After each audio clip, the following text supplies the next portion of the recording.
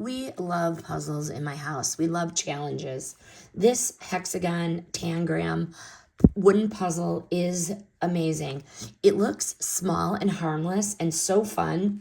It is solid wood. It is smooth, is nicely weighted in your hands.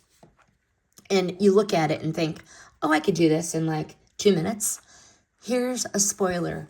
It will not take 2 minutes. I don't even want to dump this out because I could not get it back together easily. This is genuinely challenging without being annoying. There isn't just one right solution.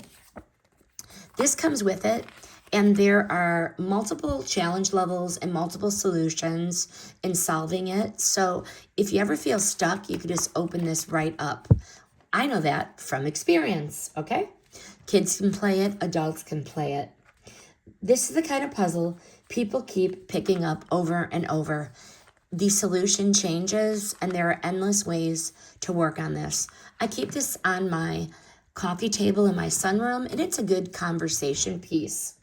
Perfect for a coffee counter, a waiting room, or bringing it out during family time. This is small, this is simple, and this is quietly addictive. Very engaging. I highly recommend this puzzle.